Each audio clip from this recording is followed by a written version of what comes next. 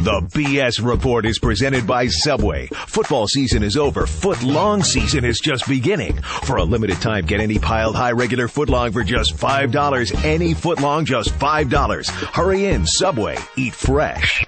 Eat fresh. The BS Report is a free-flowing conversation that occasionally touches on mature subjects. First of all, this is the BS Report with Bill Simmons. It might be cool, I don't know. And if it's not, I don't care. The BS Report with Bill Simmons. Bill Simmons works for ESPN. He's also named the Sports Guy, and he writes a comical sports column. He must be a popular dude. The BS Report. It's got a real dirty sound, like a rusty steak knife cutting through a well-aged steak. Now. Here's Bill Simmons. All right, we're going the Hollywood route again today on the BS Report, and we have a guest on whose name that is one of those names that I'm not sure how to pronounce, but he's on the Subway Fresh Take hotline right now. Give me the exact pronunciation of your last name. Honestly, I don't even know. Most people say Schur. Is it Schur? It's Schur is fine, I honestly, it changes every time I say it. I say Mike Schur sometimes. I say Mike Schur sometimes. I say Mike Schur, like someone who makes shoes. So it's like an Andrea thing. It's an Andrea thing that I couldn't care less about. Yeah, you're okay with whatever. Okay. Whatever you say will become the official way it's pronounced. All right, cool. So you started Saturday Night Live, then you went to The Office, and now you're launching this new show with Amy Poehler, which has had like 17 different titles. What did you guys settle on? We settled on Parks and Recreation. Okay, we're going to talk about that in a second, but we got to talk about the Red Sox first, because you're one of the biggest Red Sox fans on the planet. That's true. Ever since we didn't get to Shara, I have been saying and advocating that this was all going to lead to us stealing Miguel Cabrera from the economically depressed Detroit Tigers, which kind of makes me feel bad because it symbolizes kind of what's happening in America, like where the bigger cities are just crushing the cities that are in trouble. Yeah. But on the other hand, they're paying. Detroit hasn't had enough problems recently that it's lost enough to go stealing its baseball players. Yeah, we're going to hijack their best guy. On the other hand, they signed him to an 8-year, $153 million deal. Yeah. And now the news came out yesterday that their season tickets have gone from 27,000 in 2008 to 15,000 in 2009. And clearly they are just headed for one of the biggest economic disasters by any team in one season, because they have like a $125 million payroll. How the hell are they going to make that money? So I just think it's going to be a free-for-all, and the Red Sox are going to be sitting there. They're going to poach this guy. They'll probably force us to take Dontrelle Willis in the deal, and we'll give up like, a mid-level prospect. As a Red Sox fan growing up hating the Yankees, do you feel good about this? I have to say that when we didn't get to Shara, I was mostly what I felt was relief. I don't know if you experienced this or not, but I was like, he's a great player. He's fantastic. He would make the team so much better. But like every time you get those guys, the argument that you're not the Yankees gets harder and harder to make. You know what I mean? Right. Like I have taken a lot of delight in the last few years from going. Do you know that blog called Cott's Baseball Contracts? You ever go there? It's a great blog. I think it's MLBcontracts.blogspot.com or whatever. But when you go there, I delighted in looking at the Yankees payroll and seeing how many guys where year after year stretching on into seemingly infinity, it's 20 million, 20 million, 20 million, 20 million. And I don't like the way that feels when I imagine it, and that's what Cabrera is. And obviously the guy's like 25 and he's unbelievably good at baseball, but like, I don't know. You look at that contract and you're like, do I want to pay that guy $22 million in 2017 or whatever it is? I don't know. I don't know if that's good. On the other hand, though, we were all in denial because this is basically what we did with Manny Ramirez. Yes, but he was the only guy. And Manny is such a crazy, weird anomaly in sports in general that I don't know. Maybe this is rationalizing. But I was like, well, he's so entertaining. He's not just a baseball player. Manny Ramirez is the funniest baseball player in the world. I talk with all my comedy writing friends, and I talk about this all the time. Like, by far the funniest baseball player. And in my head, they're paying him $14 million to hit and $6 million to entertain us. I like that. That's a nice way of rationalizing it. Yeah, I mean, It's definitely a rationalization, but that's what I came up with. It was certainly a gaping hole when he left last season. All of a sudden it was like, now I'm just rooting for a baseball team. I mean, I love Jason Bay, and I thought he did a great job, and I'm happy to have him on the team. And there was something nice about not having the constant feeling like if you were going to wake up and go to the Red Sox team page and read the craziest story you've ever read about Manny Ramirez. Right. But Manny missing. Manny went on boat trip, gone. We don't know where he is. Manny buys own Gulfstream jet, flies around the world solo, misses 2 weeks. I felt I was very sad when he left because it was just like it was the craziest ride. The story of Manny Ramirez on the Red Sox is just unbelievable, ending in like a World Series MVP. It's just ridiculous. I agree, and then another World Series in 2007, and on top of that, you could maybe even make the argument that the Big Papi Manny combo kind of peaked in 2007. I think so. When you look statistically, it was like this is like Ruth and Gehrig all over again. We go into the winter. Everybody just loves Manny. Everybody's on board. Yep. Oh, my God. We almost lost him a couple times, but thank God we didn't. And then just to watch it unravel in the span of really, it was like 4 months. Quickly. Yeah, I know. I mean, I feel like someday somebody's going to write a true inside story. It'll probably be Schilling, but somebody's going to write a true inside story of what it was like to be with Manny, and I will not read it because you get the feeling like some things are better left unknown. Like, I don't know if you've ever had this experience, but have you ever met like a personal hero or idol of yours in sports or entertainment or anything, and they're just mean to you, and you're like, oh man, you know what I mean? Like, I feel like the way that we experienced Manny Ramirez was the correct way, which was a little bit at a distance. That's the sense I get. But yeah, I mean, you just described one of the reasons why I tried to write my column the way I've written it instead of the conventional way, because I really feel like a lot of these guys, as they get older, the sports writers and columnists, the more they hang out with these guys, the odds of them disliking 50% or whatever the percentage is, it's eventually going to color the way they write about sports. Yeah, for positively and negatively. I mean, every time the Hall of Fame voting comes around, you read articles that are extremely pro somebody. It's usually Jack Morris is like the guy. And it's like they try to make these arguments for Jack Morris, and then they go on to admit that like they're personal friends with Jack Morris, and they go golfing with Jack Morris, and they hang out with Jack Morris. And, well, it's like, of course you want your buddy to be in the Hall of Fame, And it's like the lack of objectivity in journalism is I think it's a serious problem, and it's just because it's sports and it's like pure entertainment doesn't mean that people shouldn't try to evaluate things objectively. Like that's a big pet peeve of mine. Well, and another aspect of that is when they talk about when they're making the case for somebody, and part of the case is, and he always handled himself with grace with the media. If you needed a quote, you could always go to him. It's like, what? That's not on baseballreference.com. Most times you could go to a guy for a quote. Just stupid. It's like he makes a delightful stir fry. And I just think that is really one of the main things that we should take into consideration when we vote. Well, what you just talked about was one of the main reasons I wrote the big piece that I wrote about Manny last September, because I felt like the people that were covering the story and the people that were coloring basically everybody's perceptions of what happened, it was one side of the story, and we were just hearing from people who had ties to the Red Sox. Right. I just thought it was a little incestuous, and just to hear over and over again what a bad guy this guy was, but not to hear the other side of it, and not for anybody to point the finger at Boris, was just bizarre to me. Yes, I totally agree, and I never really understood until I moved to LA why anyone in the world in the entertainment industry would have a publicist. And then as soon as you move to LA, you're like, oh, no, everyone needs a publicist. There's just a way that, and, we went through this a little bit during the writer's strike, actually, was like the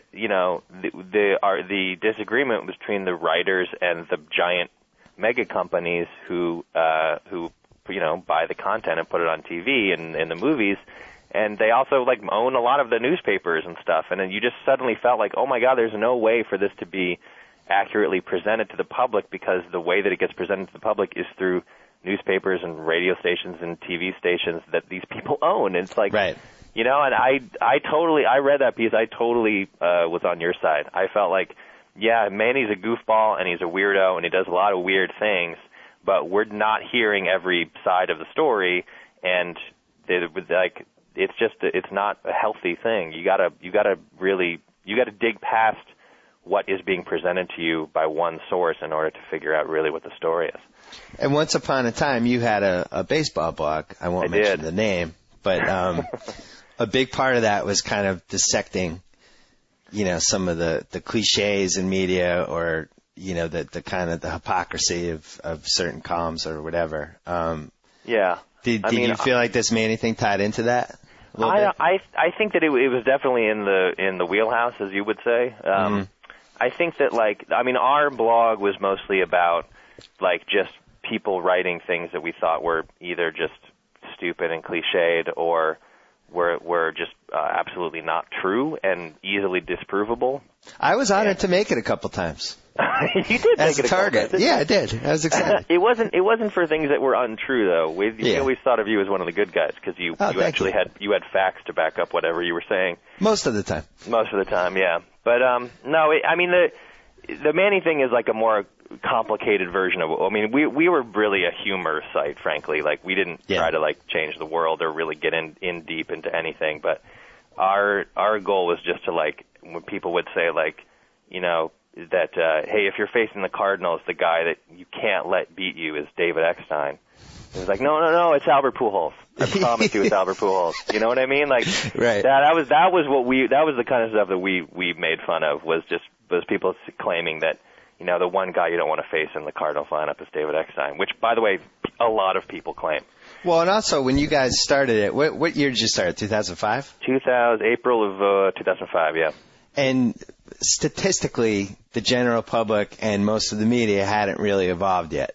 And they were still sticking by old stats and really had no comprehension of the newer stats. Yeah. And you guys could just easily dissect whatever argument and be like, well, actually, his whip is really good. And, you throw out these little things like, well, this is why you're wrong because of this, this, and this, and this. But I think people have gotten a little savvier now statistically. I think they're getting savvier every year. We by no means were the vanguard of that. This stuff has been going on for 30 years and stuff, so we never wanted to try to take credit for it. But you're right. I think every year that goes along. Joe Posnanski has a column who's a big, Sabre guy, or at least knows how to throw the stats around. He's on the cover of the front page of what is it? Is it CNNSI or is it ESPN? I can't remember. He's got a regular column now. Yeah. And the baseball prospectus guys have a little thing in SI every week. It's getting more and more in the mainstream. It was for a while kind of like shooting fish in a barrel, where someone would write an article around the All-Star break and they'd say, who the first half MVP is? It's Livan Hernandez. Livan Hernandez has 12 wins. And you'd be like, his ERA is 7.5. What are you talking about? So there still is that stuff, but I think you're right. I think people get a little smarter every year. I'm torn on it because on the one hand, I love it and I like reading about it and I think it's interesting. On the other hand, I think it's removed because baseball is really the one sport that you can evaluate through statistics because it's an individual sport. So it's kind of removed any sort of opinion I'm allowed to have that's subjective. You know what I mean? I'd be like, yeah, Derek Jeter's a good shortstop. And then you could be like, well, actually, look at his field rate. Blah, blah. And I don't know. So it's almost like I'm just following a script now of what I'm supposed to think according to these numbers. I think it's I know what you mean, but you know what I mean? When I watch baseball games, I don't watch them through. I don't follow GameCast. I'd rather go to a game live and eat a hot dog than you know what I mean. So I think it's useful. It's more useful to you, to a person, as a way to learn more about the game you already love than it is to teach something. I have a 13-month-old son, and when I teach him about baseball, I'm not going to say the first thing you need to know is VORP. I'm gonna take him to Fenway 100 times, and I'm gonna talk about this is what a double play is, and this is why that guy just did something smart by hustling to first or whatever. Yeah. And then it's a thing that you eventually will use to supplement and learn more about and stuff. And nothing replaces just watching baseball. Like, just watching baseball is the most fun thing to do. I hope you're right. Like, you even look at like what David Price did in Game 7 last year. Yeah. You know, you look at the box score and it doesn't do it justice of this guy coming in. He's basically, they're going to sink or swim with this guy. Old. Yeah, they're going to sink or swim with this guy who is in single A. And he came through. There's no stat to quantify what happened there, you know? No, absolutely not. And there's also there's no stats really to replace like how like amazing it is when something incredibly fluky and lucky happens. Like, you know, that's like Jeter's reputation essentially boils down to the play he made against the A's when he took the errant cutoff throw from right and flipped it to Posada and tagged out Giambi at the plate, who inexplicably didn't slide. And like that's people are right when they say there's no statistic that you can cite to show like why that was a great play. Now, if you're super ornery like I am, you might also say like, what the hell is Derek Jeter doing, like wandering around the pitcher's mound? He should have been covering a base. Right. But the fact is, like, the guy's a great baseball player, and he made a great play. Like, the normal course of a baseball play had totally broken down, and that guy just ran over and grabbed the ball like you're taught in Little League and flipped it crazily, perfectly to his catcher and tagged out the tying or whatever it was, the tying or go-ahead run. And of course, yes, there's absolutely no statistic to point out how great a play that is, and that's why it's fun to watch baseball. And it's like I've never thought of the statistical revolution as something that replaces it. It's just like it's something that you can add to it. When someone cites that play Jeter made and says that's why Derek Jeter is the single greatest baseball player who's ever existed in the 20th century, you say, oh, no, you're wrong. Right. And here's the proof, you know. Yeah, I think I'm kind of in the middle because I like the stat thing. And I was on board pretty early. I think first when I was playing whatifsports.com and just kind of realizing through trial and error that, oh yeah, if I have guys with good OBP and good whip and stuff like, you know, unconventional things, my team is going to do better. Yeah. And as that was happening, Moneyball came out and it just seemed like this thing that was evolving. And but the whole, once you get into VORP and Pacoda, if you have stats that take like more than a minute to explain, I'm not totally down with it. I feel like it should be one sentence. You know, whip is pretty easy. Yeah. Once you get to VORP, it's like, all right, we're getting a little complicated here, a tiny bit. No, it is, and it's like, but what I like is that they exist and that people are trying to find them. You know what I mean? I just think it's good I think it's just a good sign that there are people who are like, hey, I'm gonna do this new thing and see if this helps explain the world. Like that's how Bill James writes. Is right. Sometimes when you read his writing, he's like, why am I doing this? I don't know. It seems like it works. Like this is my formula, and when you test my formula against the people who you think of as great players, it seems like it pretty much lines up. So I think it's a good formula. Like it's not just a bunch of dudes in the Institute for Advanced Science at Princeton or something who were totally removed from the world. Like the people who are doing it are trying to apply it and trying to like look at baseball games and baseball players and see if it makes sense. The thing I like most about Bill James was that he always had a sense of humor and a self-awareness that I think some of the newer guys lack. Yeah, I agree. Some of the newer guys are like, this is the formula, and it works, and you're an idiot. You know, I mean, they're not coming out and saying that, but there's a condescension to the writing that I don't think Bill James. I always thought he had a sense of humor about himself. No, same with Joe Posnanski, who I love. Yep. I don't know if you read him, but he has the same exact kind of thing. And it's funny because, like, yes, there are certainly people, myself included, who have indulged in the condescension thing. I try to do it for humor, at least. But what's funny is that the people who completely hate statistics and thinks that anyone who uses anything other than wins or home runs or something or batting average is a total nerd. Those people tend to be more condescending than the people who are using stats, which always makes me laugh because it's like you can't be condescending if you're bragging about how ignorant you are. You know, like if you're talking like very happily about how you never read anything and don't try to learn anything, that's not a position from which someone should be condescending, in my opinion. Well, especially in baseball, where again, this is the one sport where it's an individual sport, and you can really learn things from this stuff. Yeah. I will say though, back to the whole stats versus the experience of watching. The thing I love personally most about baseball is that this is my team, and they're on every day for 6.5 months or however long. It's wonderful. However long it is. Yeah, and it's just day in and day out, and you get to know the guys. And this is, one of the things I loved about Manny was that this was a guy who was in my life for 8 solid years. And it got to the point where I knew when he was in a cold streak. I knew that it was as soon as there's something would happen with his swing, and I knew it, and I knew he was going to be in trouble for a couple weeks. I knew when he was getting hot. I knew when he was locked in. I knew when he was happy. These people become it's weird, but I guess not friends, but more family members. They're part of your life. They are absolutely part of your life, and you are. I remember, I think it was the last year. It was the year Nomar. It must have been 2004, maybe. Yeah. When Nomar was traded, but he was either that year or the year before. He went down with an injury, and Pokey Reese was stepping in April and May, and he was Pokey Reese wasn't a great baseball player, but he was working so hard, and he was making great defensive plays, and I was really coming to appreciate him and watching him for 3 hours a night. And then there was that game at Fenway where he hit 2 home runs. Do you remember this? He hit a inside-the-park home run.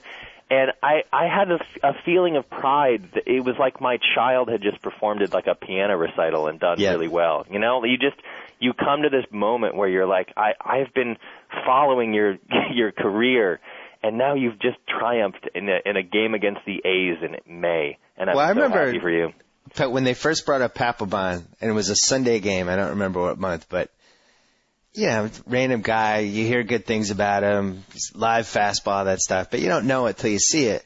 And he comes in, I forget what happened, our closer might have been, pitched consecutive days or whatever happened, and he ended up actually having to get some outs with a sold-out Fenway crowd against a good team. Yeah. And he came through, and not only did he come through, but there was something about him that I liked. Yeah. And I just remember thinking, ooh, we got something with this guy. Something's going to happen with this guy. Yeah, that's another baseball thing, Yeah, the first time when he first came up, I think his first game was they started him, and right. I was Seth Meyers, who's my best friend essentially, was out here, and I went over to his house, and he and his brother Josh were watching the game at his house.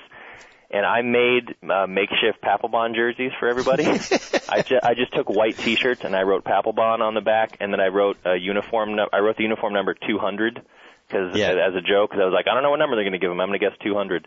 And we sat there wearing these crappy makeshift Papelbon jerseys, and just like you're saying, you hear good things about him, you read about him in the minors, and then he just started blowing guys away. And it's literally it's the feeling is you've made a new friend. Yeah. It's like this guy, hopefully this guy will be in my life for 8 more years like Manny was, And that's another thing that I love about baseball is you can even remember, it's almost like having a first date with somebody. Like I remember when they brought Kevin Morton up. And he started, and I'm like, Kevin Morton, this guy, oh man. And then you watch him and you think, it's not going to work out. This is not, maybe. Yeah, and we've had 10 guys like that. So you always remember you kind of forget those guys, and you always remember the guys that. That was Wilton Veras for me. Yeah, I love that guy. He wears his socks really high. Or then you had the Phil Plantier type who had the 130 at-bat sample and was amazing. And then you're just holding on hope, waiting for it to turn around for 2 years, and it never does. Do you feel like being on the West Coast, like with the Manny thing last year, for instance, that we have a better perspective on the Red Sox or a worse perspective? Because we're not caught into the whole people arguing about it at bars or people, WEI talking about it constantly, and we can kind of look at it a little more objectively because we're a little more distanced. It's a good question. It's a very good question. I think of the Red Sox a little bit the way I think about drinking alcohol. I don't know if this analogy makes sense, but I lived on the East Coast all my life. I was in Connecticut and then Boston and New York. And in my teens and 20s, I got drunk on the Red Sox every day of my life, off season, on season, whatever. And then when I was 28, I moved out to LA to be with my then girlfriend, now wife. And at the same exact moment that I was it was after 2004 basically, where I was like, God, I used to be able to go out and have 4 or 5 beers or a couple glasses of whiskey and be okay, and now I can't. I'm wrecked the next day. The same became true about the Red Sox. And I actually, even though I watched all the games, I still read about them. I felt like if I were still indulging in the Red Sox as much and as intensely as I was in my 20s, I think I would die. So I actually appreciate the distance a little bit. Like, I get to follow them as closely as I want, but like the games are on at 4. It's like a gentle breeze instead of a like thing that ruins every night of your life because you can't leave your house from 7 to 10:30.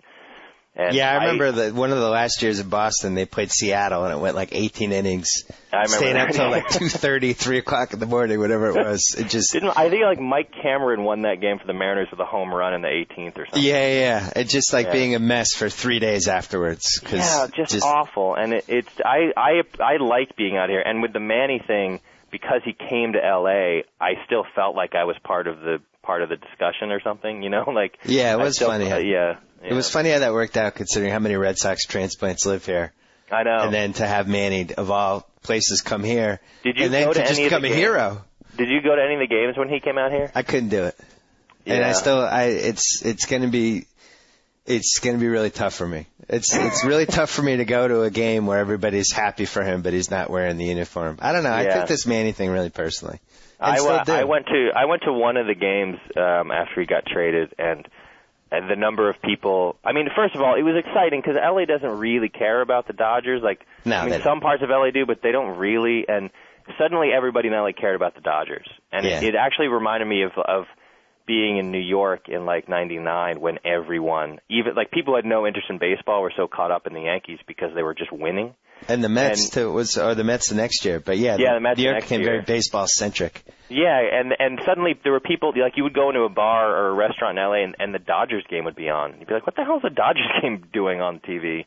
And people were like interested in it because the guy was hitting 500 for like 2 months, and it was cool. Like it made me happy that if he had to leave the Red Sox, at least he went to a place where he was sort of energizing a city, Yeah, I'm torn on the distance thing. Like, there's a lot of things I like about not being smack dab in the middle of it and the games coming on and just being able to enjoy it and not have it be life or death all the time. But on the other hand, there's nothing like being there in September.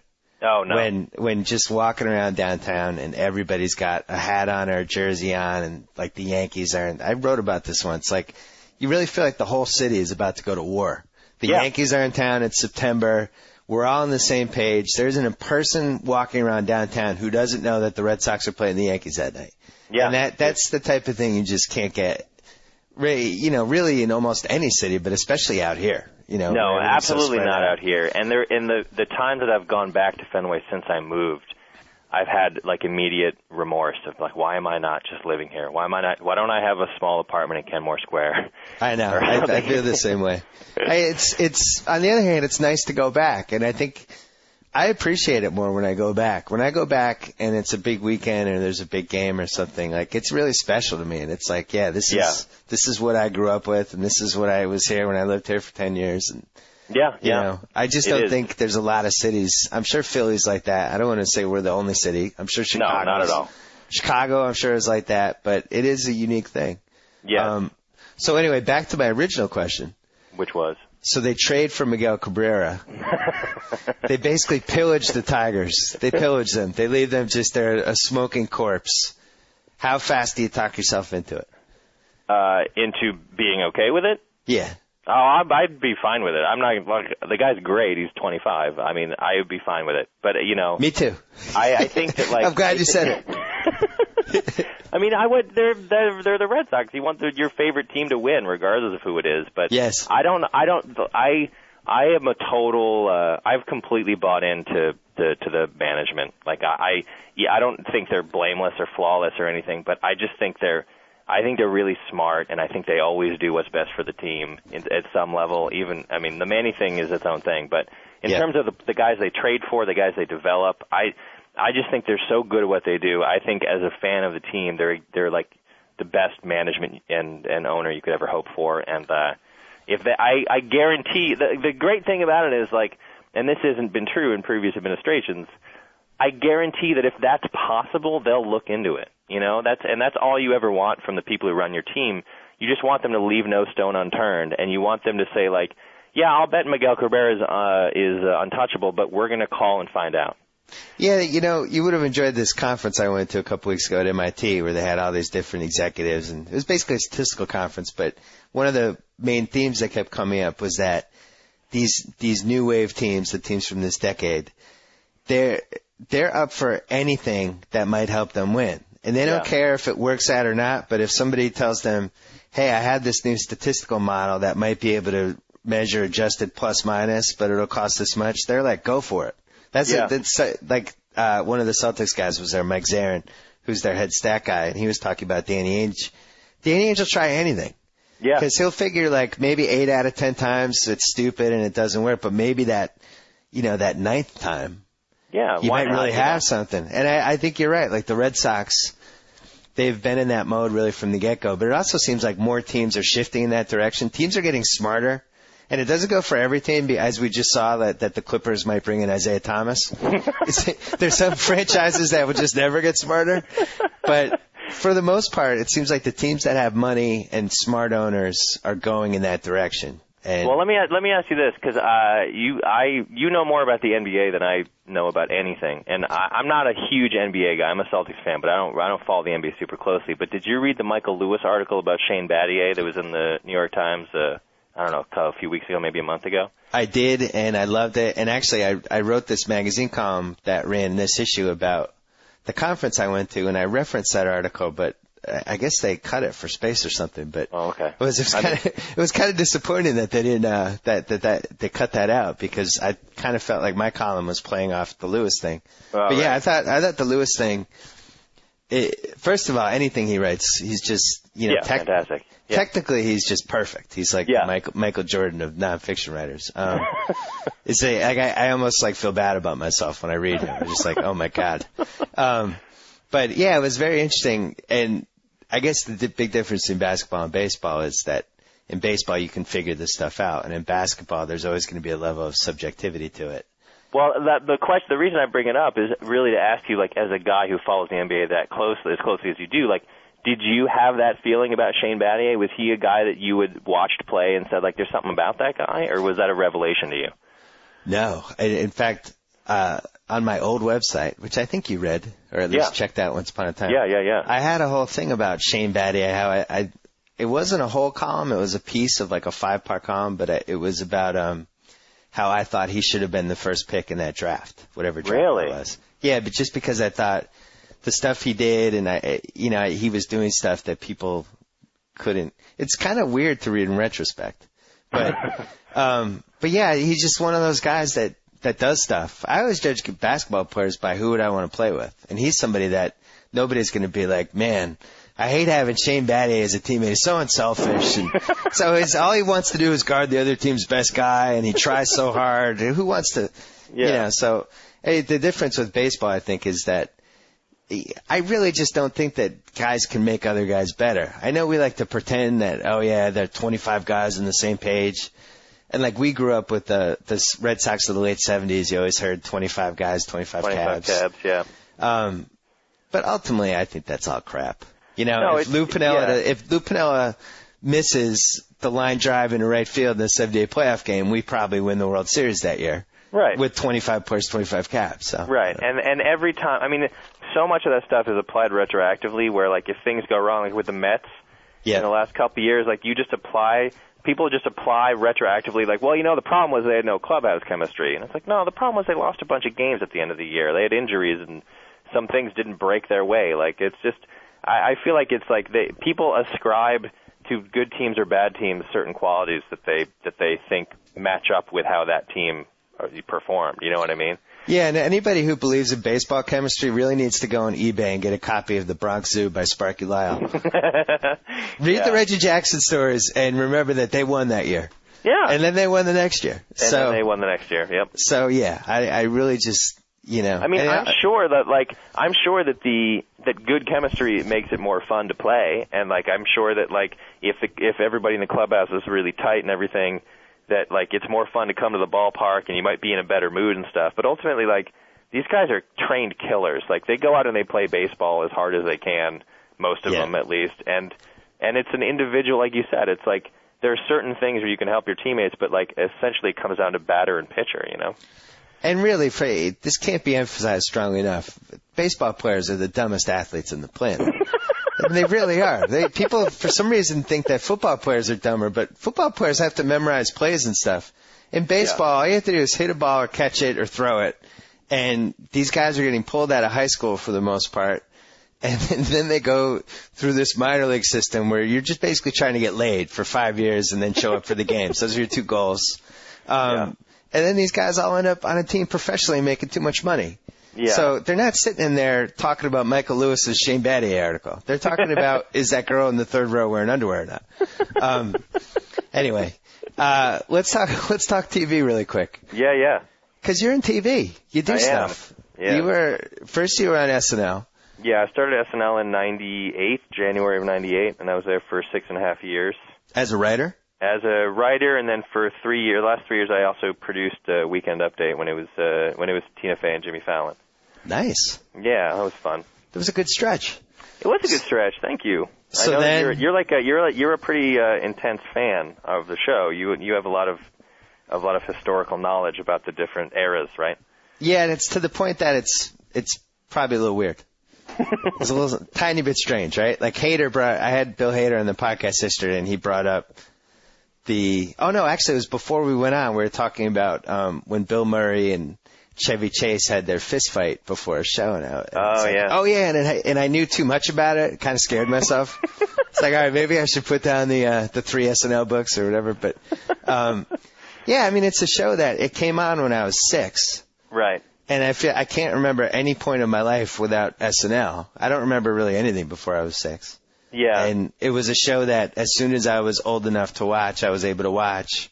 Right. Which was probably, Bill Murray's first big season. But then that same year, I don't know if you remember, but they were showing, or maybe it was a little bit later, but at some point, late 70s, early 80s, they started showing the condensed.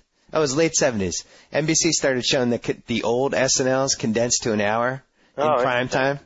And that's how I caught up on all the old seasons. So right. Anyway, such a cool show. Yeah, it's the best first job you could ever have. I mean, I think most of the people who work there, it's their first big job. Mm-hmm. And that's why everyone is happy to put in the hours that you have to put in, and that's why you have this kind of weird feeling of like camaraderie amongst like everyone who's ever worked there. Like if you run into someone who worked there, you can trade stories for 2 hours, happily. Right. Because it's a unique thing, and it's something that it's a real gauntlet that everybody has to go through. But at the same time, it's a means to an end because all the stories about this guy wrote all the Adam Sandler movies and this guy wrote the Will Ferrell movies and this guy I guess did this, it is. Although I got to say that when I was working there, I don't think people think of it that way. I mean, obviously everybody wants to have a long career and do different things, but when you're there, you're so focused on the show. I mean, it's like every week you start with nothing, and you have to put on a 90-minute show at the end of the week. And you're so focused on that just week in and week out, and it's so exhausting, and it takes up so much of your time that, people don't, sit around and dream about what their next move is a lot. I mean, I get everybody's different, but I never really thought of it that way. I was so happy to be there, and I felt so lucky to have that job, and I enjoyed it so much that I never really, it wasn't until, the only reason I left really was because my girlfriend, who's now my wife, had moved out here to write on a show out here, and we were dating long distance for a year, and it was just killing me. And so I had been there for 6.5 or 7 years or whatever it was, and just decided it was time to go chase her down and make an honest woman out of her. Really? So this is almost a romantic comedy. It's like a Drew Barrymore movie. It is. It's a really boring romantic comedy. It's a romantic comedy with no no twist. What do they call it at the 120 mark where something bad happens and they might break up? The crisis point or whatever. I forget. The second act break or the crisis point. Yeah, whatever. Yeah. The low point. Yeah. So they talk you into doing The Office. Well, I decided to try to get a job out here, and I interviewed at a bunch of places, and the only place that offered me a job was The Office. Greg Daniels, who adapted The Office, read this sample script that I had written and offered me a job, and it was the job I wanted the most because I was such a fan of the British show, and I met with him and we talked for 2 hours in his office, and it was love at first sight. Did you have any idea it was going to be as big as it ended up getting? Oh, no, nobody did. I mean, we all felt like, if we can honor at the beginning, we sort of felt like if we could honor the British show and just do quality episodes, then we will have done our job. I think that was the main thing. And everyone loved Carell. Like, everybody knew Carell and loved Carell and thought he was amazing. And then when I watched the pilot that they had shot, I was like, hey, these other guys are really good too. Like, they found like really good, interesting people to play these other parts. And so, but no one ever imagined that it would. I remember there was a moment where Steve and the rest of the cast was sort of hanging out outside the studio while we were shooting the last episode. I wasn't in the conversation, but I kind of overheard them talking. And Steve was sort of looking around to them, and he said something like, you know what? We made 6 really funny episodes, I think, and we got 6, and this was really fun, and I'm so happy I got to work with you guys, and this was, like, really great. And they were all sort of saying, like, yeah, and the mood was like, we had the chance to do 6 episodes, and then we should be really grateful for that. Which was, I think, the way everyone really felt. And then that's probably the way to think, though. What's that? I mean, that's the way to think. Just, hey, bang out some good stuff. Yeah. Let's see what happens. Yeah, and then, we got very, very lucky because, I think the episodes were good, but also Kevin Riley was running NBC at the time, and he was a big fan of the show, and Steve did the 40-Year-Old Virgin that came out that summer. Nice timing. So the show was a little bit on the bubble, and then that suddenly was like, oh, wait, we've got a movie star under contract for 6 years. We should probably keep him around and give him a chance to grow his show. And then it sort of took off from there. Like, it was very, very fortunate, and also the result of a lot of incredibly hard work from a lot of talented people. But then you have that balance though, where you become a show. Like, it starts out like you're kind of cool. You're like, oh man, you've seen, do you remember this club if you like The Office? But then things keep evolving, and then it just becomes a big show, and you're not really breaking any ground by saying one of my favorite shows is The Office. It's one of those things where, so you reach this point, but then to stay up there after that point, I think is really good. I mean, that's your ultimate goal as a creative person, to survive all that backlash and stay up there, Yeah, the world is the entertainment world is a very rough and tumble place in terms of the way that people experience their entertainment. Like, people are very, very quick. If you try to force anything on anybody and try to shove it down their throats, they reject it immediately. Like, the public has become extremely savvy, and also they're everyone's always looking for the next interesting, cool thing. So I haven't worked on The Office for a year really, because I've been working on this new show, but it's very I think must be very rewarding for the people who are still putting that show out every week, that it's still well received and people still seem to like it a lot after almost 100 episodes now. They're closing in on 100 episodes, which is pretty amazing. Yeah, there should be some sort of, it's kind of like the tipping point, but there should be a better word for it, when a show reaches a point where it's almost a no-win situation, and at that point, that's when you really know, are you going to have the legs around it. Like, for instance, Heroes. Yeah. Awesome first season. People turned on that show so fast. Yeah. There was such a sense of entitlement, and it just was getting crushed with the message boards. And then, and I think this happened with Lost a little bit too, where it seems like the people who run the shows almost pay attention to the message boards. Do you really want to pay attention to message boards? I know. Well, genre shows or sci-fi shows like Heroes and Lost have it even tougher, I think. That's possible in comedies, because the fans are so revved up for those shows, and they get so involved, and they're so intense. And my wife actually wrote for Heroes, and she I watched it happen through her eyes, and it was the people were sort of feeling like, God, we're trying, I think they think that they're making good shows and they're trying to introduce new characters, but for whatever reason, people just turned on it a little bit, and the ratings started to slip, and Lost, the crazy thing about Lost is that they got it back. They took a dip in that season 2 or whatever it was. Yeah. And then they came up with a way to reinvent the show and sort of breathe new life into it. And that's a really rare thing. Usually once you start slipping down that slope, you don't really have a chance to scamper back up. But they did it somehow. It was very impressive. When you guys were doing The Office, or at least when you were there, did you guys pay attention to message boards, blogs, and that stuff, or not really? Well, we tried not to, but I don't know if you have this feeling from writing your column, but it's so hard when you know that there are people all over the country who are writing about you. Right. It's so hard not to read it. So we tried as hard as we could not to, but, when we would read stuff that people were writing about the show, oftentimes it helped us, I think. Like, people would say, I thought that moment was creepy because X, Y, and Z or whatever. And it would at least make you, like, reevaluate it and look at it and say, like, oh, we weren't going for that. Maybe we missed something. And I don't think that we really changed anything or altered anything in any significant way from reaction on the internet. But as hard as we tried not to read it, we would end up reading it sometimes. You just can't. It's like you're standing outside a giant auditorium and there's a symposium going on about you. And it's like, do you want to go inside? It's like, how do you not open that door and look in and peek in and hear what people are saying about you? It's just very hard to resist that temptation. It's funny. I don't look at it.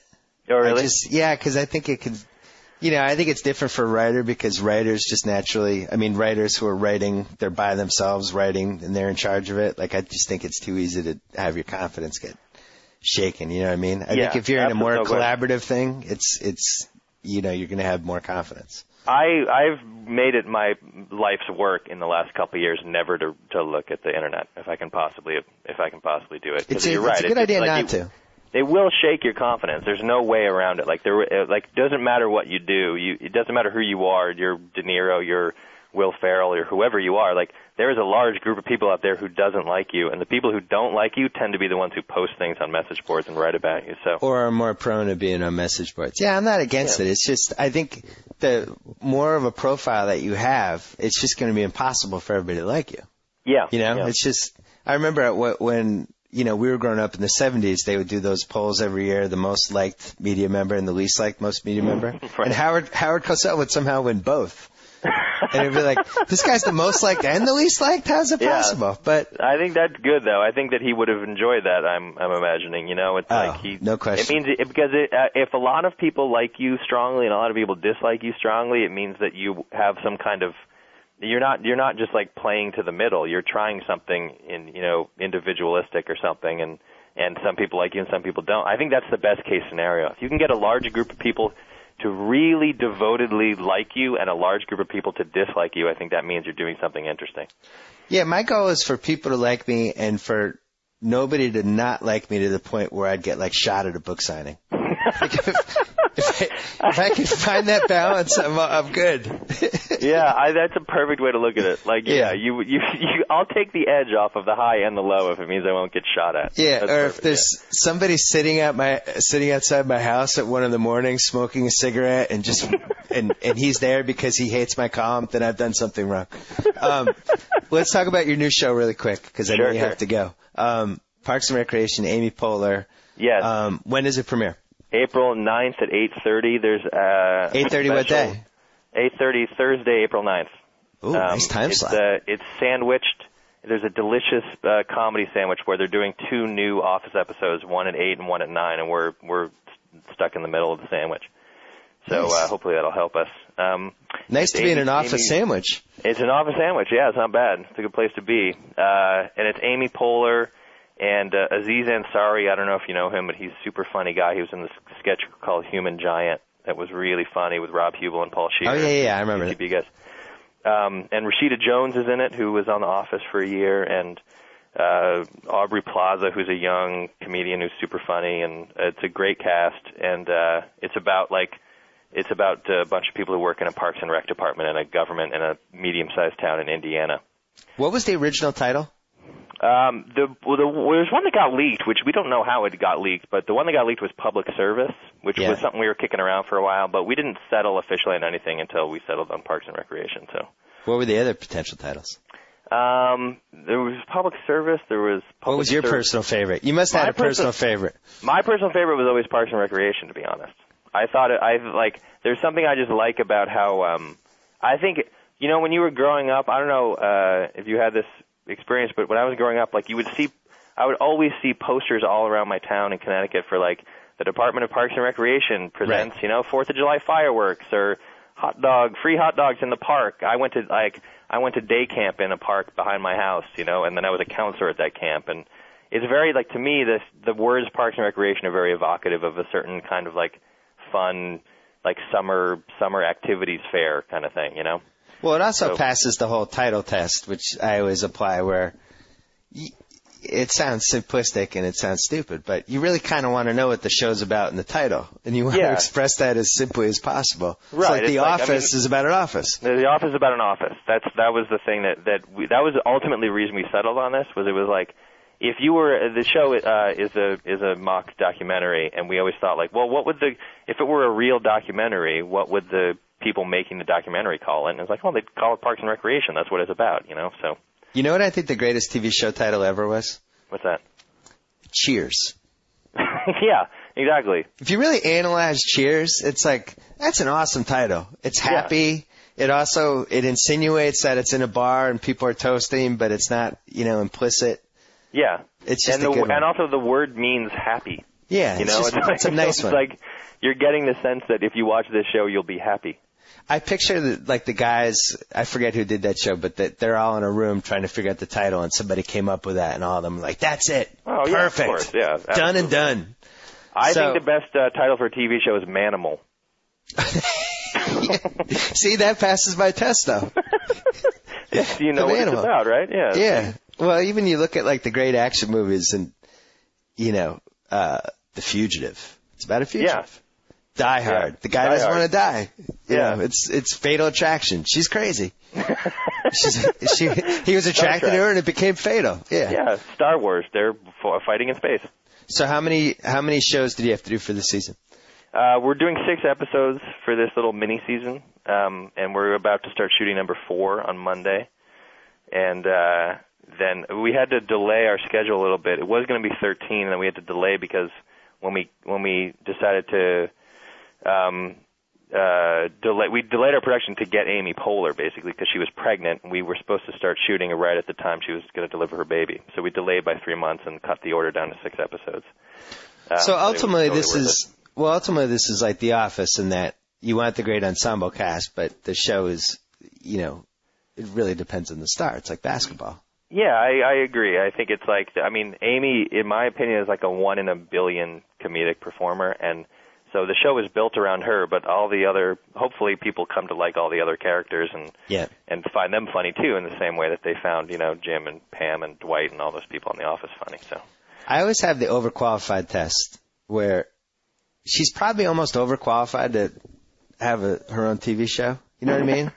Like she should really be doing movies, and like when Clooney was on ER that year, it was like when you have like a football team has the offensive coordinator that should be a head coach. Right. He's almost like it's almost beneath him to do this job. And I feel that way with her. Like she could just be a movie star, but she's gonna, nail this TV show. I feel like. I hope so. Yeah. I totally agree with you. I think she could have walked into movies. There's a certain appeal for comics, I think, to do TV because they get to play one character over many years, which I think is kind of more interesting than just playing it for 2 hours. But she's just phenomenal. She's just so good, and I think she's funny in this show in a way that, like, people haven't seen her be funny on SNL. Like, she does a lot of big, funny, broad comedy things like she did in the sketches and stuff. But she's also just a really subtle, quiet performer. So this show is kind of highlighting like her entire range from very small to very big and juicy and funny. Well, good luck. Hope. Yeah, thanks, man. This is, so that show is what? It's April 9th, right? April 9th. And opening day is April 6th. April 6th, that's right. I'm going to say that's a big week for you. It would be, you know what? It would be a big week for me if just only one of those things were true. But with both of them, it makes it a huge week. All right. Well, good luck. And I'd love to have you on again during baseball season. You're going to come back on. Don't get too busy. Anytime. This is a true honor for me to do the Bill Simmons podcast. Thank you. All right. Well, I'll be back. Talk Red Sox. Good luck with the premiere.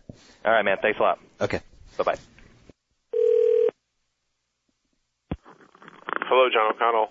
Johnny. Hey. What's going on, man? Sneak attack. It is a sneak attack. Caught off guard. Sometimes I get a little bit of a heads up.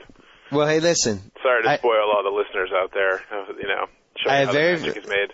I have very few BS report rules, but this is one of them. When the UConn men's basketball program is going down in the toilet during an NCAA tournament, I have to call their number one anti-fan, Mr. JackO. Is was a happy day yesterday. It was almost like I won a championship. How did you cut down the net? I did. It's draped around my neck as we speak. Holy mackerel. Yeah, it was a long night of celebrating last night. I was happy. I just kept reading the internet story over and over again. Do you think was this why he was dehydrated last week? Dehydrated? Well, sending 1,500 texts a month or whatever is going to take a lot out of a guy, you know? So all that thumb action is really going to make you a little tired. Yeah, understandably. Is there an anti-Calhoun blogger out there who's just listed all the shady stuff that has happened with this program very secretly, and everyone in Connecticut's in denial about it? Sadly, there is no one source like that. Although this is a good chance for someone to become the Woodward and Bernstein of the blog age and start such a blog.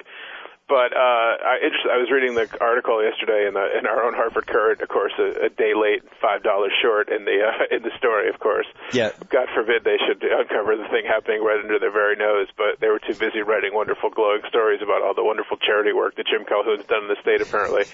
And I was reading it online, and they had all these comments, and I was surprised by some of the people that came out from the woodwork and had opinions similar to mine and shared their vitriol at the UConn basketball program.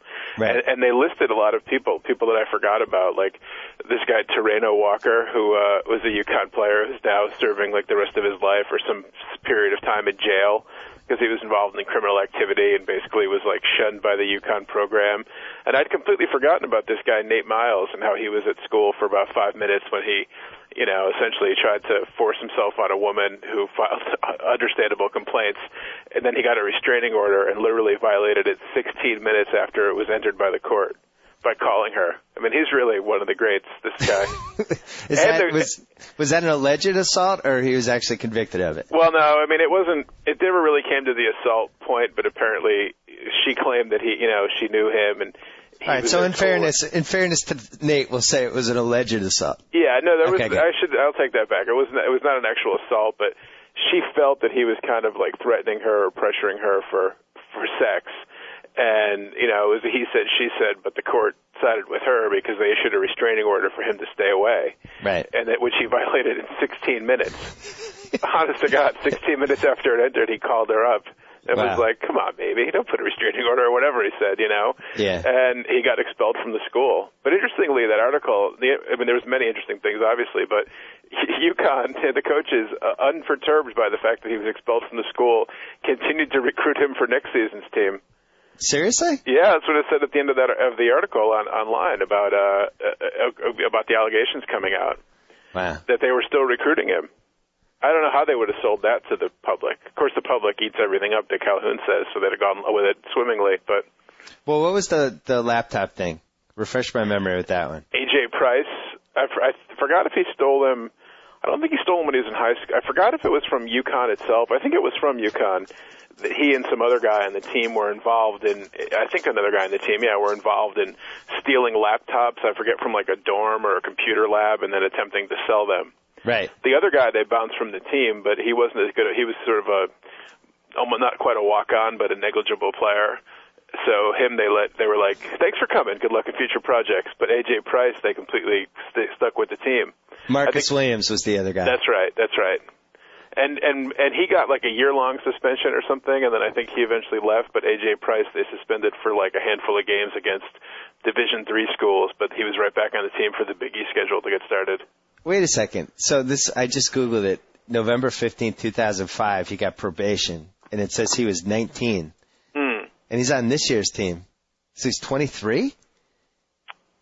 Yeah, that's probably right. He probably went to a prep school or something, in between high school. And he blew out his knee last year. Right. So he had the extra eligibility. He was redshirted. So. Well, that's good. I'm sure AJ's working on his MBA. He's in the graduate program. He's got those laptops he could use. I mean, speaking of working on his MBA, I saw a thing before the tournament started that of the 4 number 1 seeds, UConn has the lowest graduation rate of any of the number 4 seeds.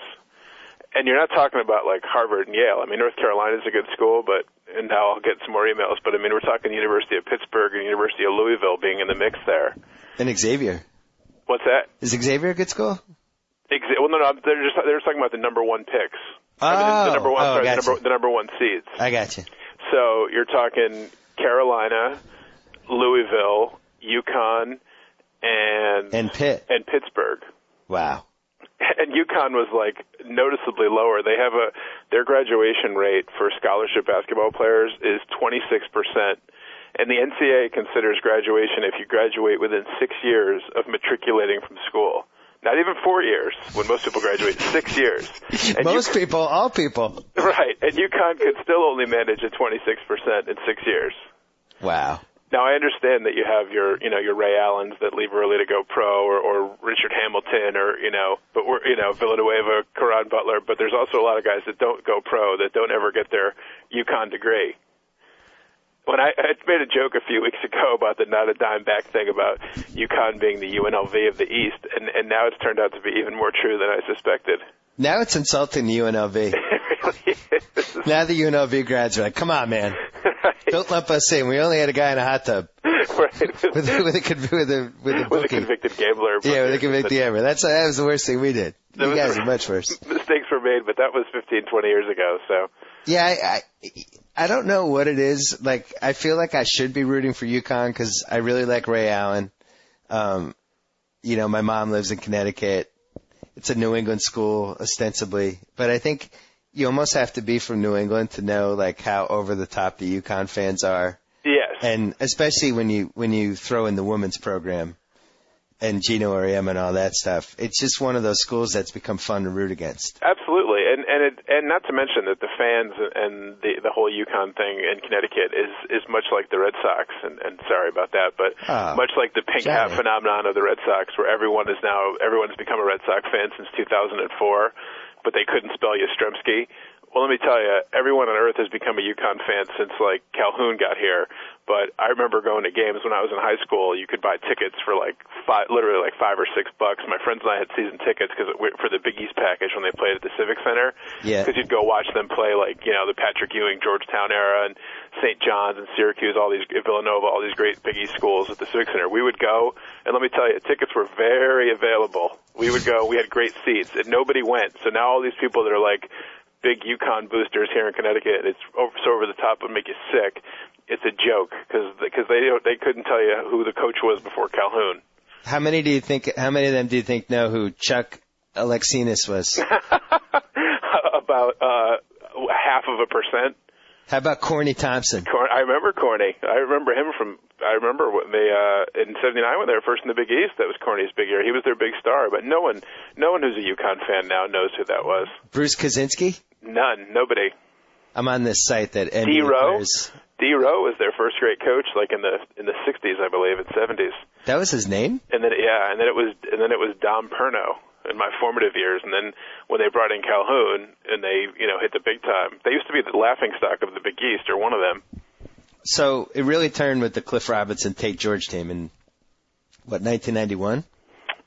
Well, before that there was a team in 1989 or 90, I think I want to say, when they won the NIT. Yeah. And that was like a big deal. That was like a huge thing because UConn had always been pathetic. And that 1988. 1988 NIT. They won the NIT, and that was like a huge deal.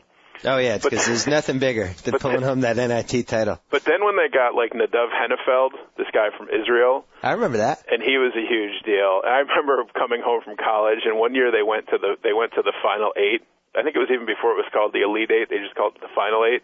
Yeah. And I remember going to a bookstore, and I forgot if it was somebody from the Current or somebody wrote some book, and it was called Dream Season, The Road to the Final Eight. No. I swear to God, I saw it in the bookstore. And, of course, coming from Connecticut, we used to have the Mighty Whale, and the Whalers were the only team on earth that ever had a victory parade for making the playoffs and getting eliminated in the first round. That their then coach, Jack Evans, said was a bigger parade than when he was the coach of the Chicago Blackhawks and they won the Stanley Cup. Right. So, living in Connecticut, it's like we have a parade when our one professional sports franchise, loses in the first round of the playoffs, and then people write books about the dream season, the road to the Final Eight. I mean, you can't make this stuff up. Well, they won in 1999 and 2004, which means that he they're always going to make excuses for him because he won 2 titles. Kind of like me with Manny Ramirez. I will lump myself into it. Manny won me 2 titles. I'm going to defend him. Absolutely. And around here, I mean, because we don't have the Mighty Whale anymore, and there is no professional sports team. And yes, I'm not counting the Connecticut Sun. We have no major league professional sports teams, so everyone's going to gravitate towards UConn, and especially because they're a national power. I mean, believe me, I'm only half joking when I say Calhoun could kill somebody in cold blood on live TV, and people would be like, "He's still our coach. He won 2 championships. Let's not come down too hard on him." You know, it's kind of what happened when he went after that blogger. Exactly right. I mean, the 65% of the public rushed to his defense, if not more, maybe 75%. I was in the distinct minority, and believe me, I heard about it from all my UConn loving alumni friends. He can do no wrong. I mean, I was just, I tried to say to them, look, I'm not saying he has to give money back, but you can at least admit that from a PR standpoint, given the recession and the budgetary crisis in the state, his answer was not the best. And even they would be like, no, he's fine. Calhoun's great. He put the UConn on the map. He can do whatever he wants. He deserves more money. Oh, okay. My bad. Does he get along with Gino? Oh, God, no. No, they really? I didn't know that. Oh no, they despise each other. Why? They've had a Cold War for years. It's written about occasionally about how there was an article in Sports Illustrated a few years ago about it, about how you think they'd be top of the heap, they'd be getting along with each other, but there's a huge rivalry between the two of them as to who the, no pun intended, the top dog is. Huge. Oh, they despise each other. They barely even speak. You know what's so he's feuding with Jim Calhoun and Pat Summitt? Yeah. Does anybody get along with Gino or Emma? I don't believe they really do. No, he's really, I mean, if I had to choose, if it was up to me to be in charge and I got to choose, to have only one of them, I would kick him out of the state. He's really, just comes across just awfully. In TV interviews, everything. Gino, you mean? Yeah, Gino. He just thinks he is the man. Just arrogant, doesn't even begin to describe him. But yeah, let me ask you, how did you feel about Obama? I know we try to stay away from politics, but did you see the Obama press conference with all the press the other day? I did watch it, actually, yes. There was a weird energy to it. I don't know, the press seemed abnormally close to him. And close, leaning in towards him, you mean? In proximity. I don't know. There was an intimacy that I don't really remember from any of the W press conferences. Well, maybe I'm wrong. They've been pretty close and intimate with him since he first announced his candidacy. I just set you up. Yeah, damn it. But the people that he picked. Yeah. He was let's go to Stars and Stripes. Yeah. It's what? Well, it was a big thing after the fact that it was the first time ever, I guess, that a president didn't pick anybody from the Washington Post, the New York Times, or the Wall Street Journal to ask any questions.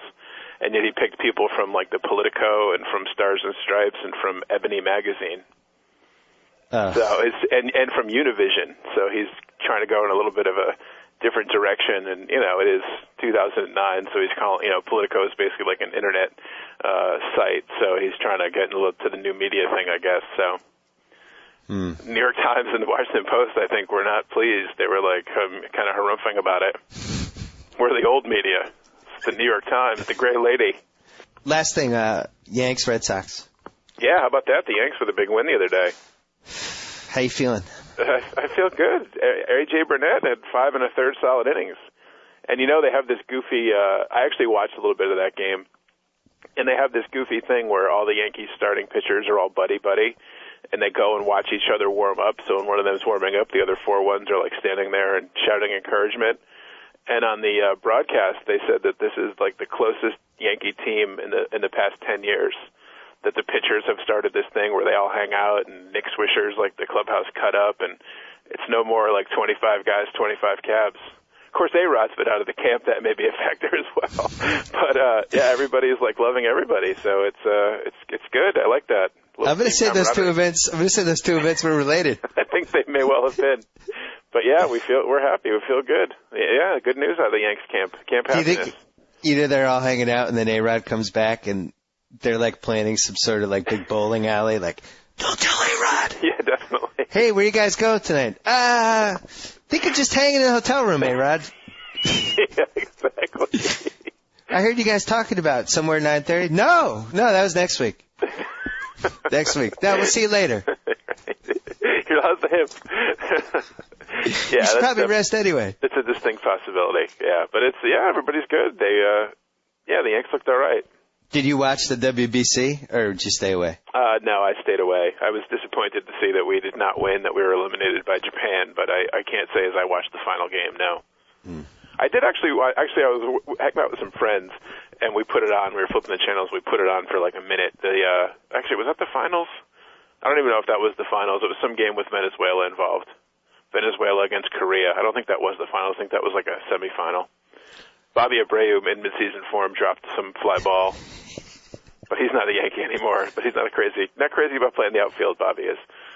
Every time I saw Venezuela on TV, I always was getting Ugueth Urbina torching his farmhand flashbacks. Yes. I feel like Venezuela's really got to put out some sort of statement to distance themselves from. Did you ever see that E60 that involved him in prison?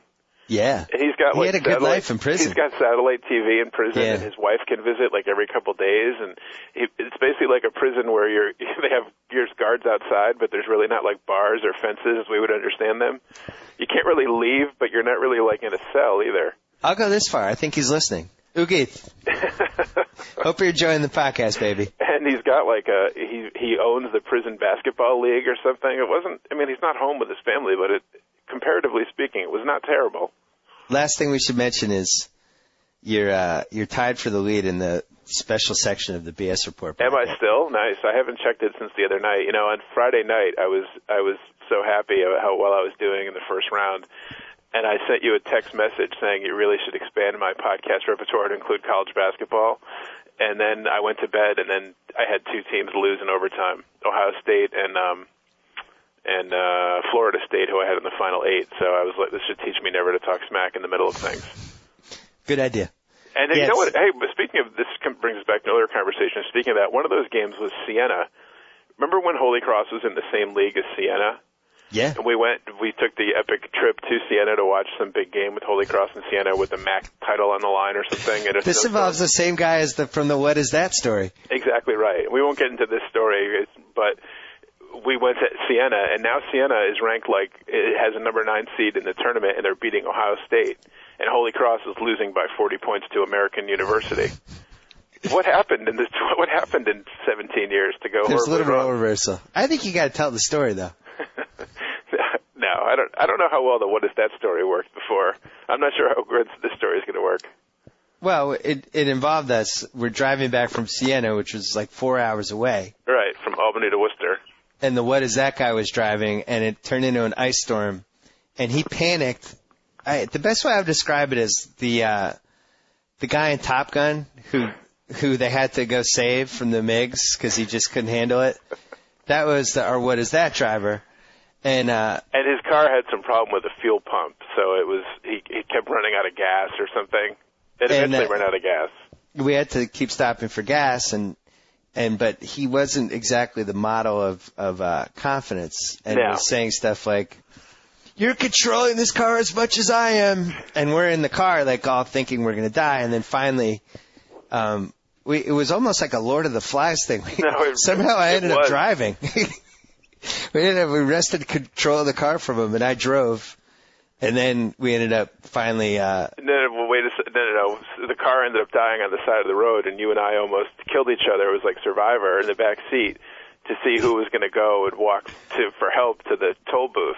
With our friend Mike Sullivan, yes. With Mike Sullivan. And I won that battle, and you were stuck in the car. Physically restrained me and jumped out of the car. Yeah. And I stayed in the car with our friend while he threatened to cry. And on the side of the road in an ice storm, hoping not to be killed by some car careening on the ice and hitting us on the side of the road. Waiting for you to bring me safety, which you eventually did. You came and rescued us. I mean, here's how bad it was.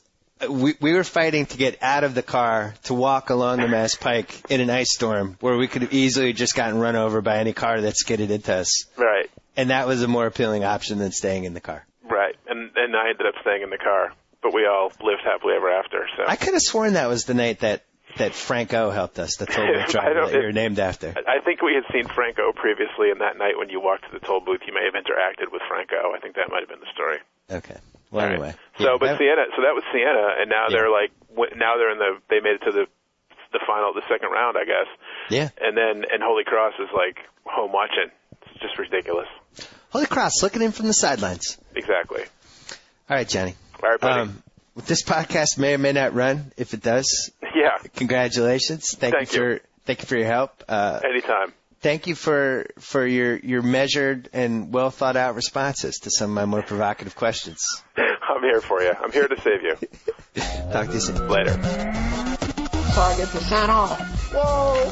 Thank you for downloading the BS Report with Bill Simmons. Too much fun. Check out more podcasts at the iTunes Music Store or at Podcenter at ESPNradio.com. Peace out.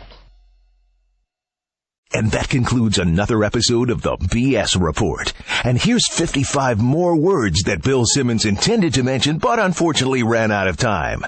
Now you can get any regular piled high Subway footlong for just $5. The keyword is any. The sweet onion chicken teriyaki, savory chicken and bacon ranch, the meaty taste bud pleasing Italian BMT. All the regular famous Subway footlongs, just $5. Subway, eat fresh. See store for details.